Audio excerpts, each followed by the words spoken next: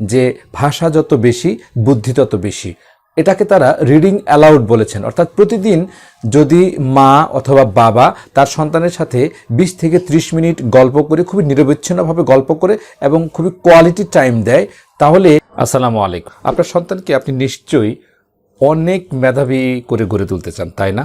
এই অনেক মেধাবী সন্তান গড়ে তুলবার জন্য আপনার কি কি করণীয় আছে, এই বিষয়গুলো নিয়ে আমরা আজকে কথা বলবো। তবে সবগুলো বিষয়ই পয়েন্টগুলোই আমরা বলতে চেষ্টা করব যেগুলো গবেষণালব্ধ এবং গবেষণা ভিত্তিতে পাওয়া, গবেষণার ফাইন্ডিংস, সেগুলো আমরা বলবার জন্য চেষ্টা করব।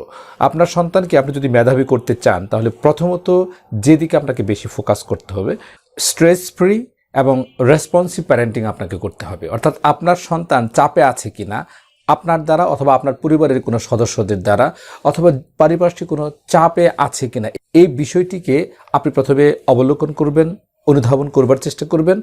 আপনি যদি কখনো বুঝতে পারেন যে আপনার সন্তান স্ট্রেসে আছে, তাহলে অবশ্যই আপনার সন্তানকে স্ট্রেস ফ্রি করতে হবে। এরপর রেসপন্সিভ প্যারেন্টিংটা আপনি করবেন, অর্থাৎ আপনার সন্তানের যে কোনো বিষয়ে আপনি সহসাই রেসপন্স করেন, এই বিষয়টি যাতে ফুটে ওঠে, তাহলে আপনি আপনার সন্তানকে মেধাবী হিসেবে গড়ে তুলতে পারবেন।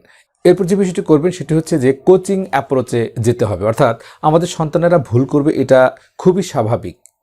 আর সন্তান যখন ভুল করে তখন আমরা কিন্তু তাদেরকে বকাঝকা করে থাকি। বকাঝকা নয়, আপনি যদি কোচিং অ্যাপ্রোচে যান, অর্থাৎ আপনার সন্তান ভুল করবে, আপনি তাকে শেখাবেন এবং তারপরে আপনি তাকে সেই ভুলটা থেকে শিক্ষা নেবার জন্য একটা অ্যাসাইনমেন্ট তাকে দিবেন। অর্থাৎ তুমি যে ভুলটা করেছো সেখান থেকে তুমি আসলে কি শিখতে পেরেছো, এই বিষয়টি বুঝবার জন্য তাকে একটা অ্যাসাইনমেন্ট দেন। তাহলে দেখবেন যে আপনার সন্তান অত্যন্ত মেধাবী হয়ে তার মেধাটাকে বিকশিত করতে পারছে। দ্বিতীয় যে কাজটি করবে সেটি হচ্ছে যে একটা গ্রোথ মাইন্ডসেট তৈরি করে দিবেন।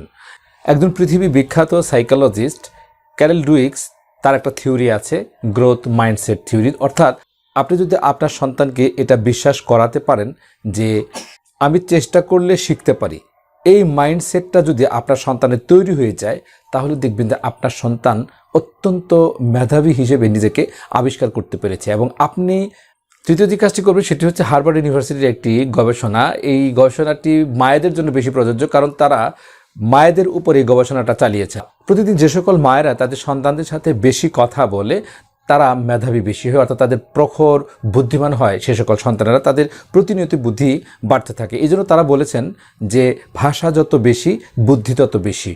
এটাকে তারা রিডিং অ্যালাউড বলেছেন। অর্থাৎ প্রতিদিন যদি মা অথবা বাবা তার সন্তানের সাথে 20 থেকে 30 মিনিট গল্প করে, খুবই নিরবচ্ছিন্নভাবে গল্প করে এবং খুবই কোয়ালিটি টাইম দেয়, তাহলে এই যে রিডিং অ্যালাউড 20 থেকে 30 মিনিট তার সাথে কথা বললো, এই কথা বলার মাধ্যমে আপনার সন্তানের অনেক বেশি পরিমাণে তার বুদ্ধির বিকাশ ঘটে।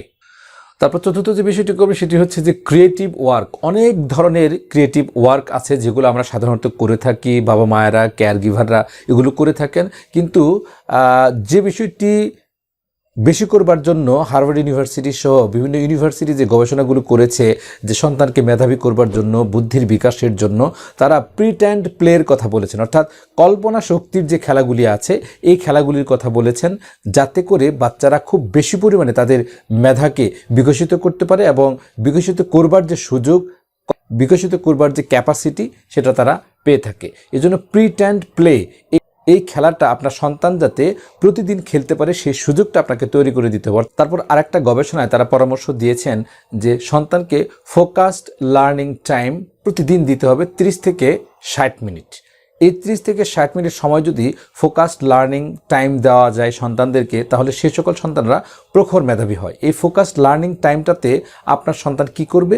আপনার সন্তানের সাথে আপনি গণিত চর্চা করবেন, আপনি মানসিক বা সাইকোলজিক্যাল যে গেমগুলি আছে সেগুলো নিয়ে আপনি চর্চা করতে পারেন, তারপর পাজল নিয়ে চর্চা করতে পারেন, তারপর ভাষা চর্চা হতে পারে, কোডিং, বয়স ভেদে কোডিং হতে পারে, রোবোটিক্স নিয়ে কথাবার্তা হতে পারে, সায়েন্সের অনেক বিষয় আছে যেগুলো পাজল তৈরি করে।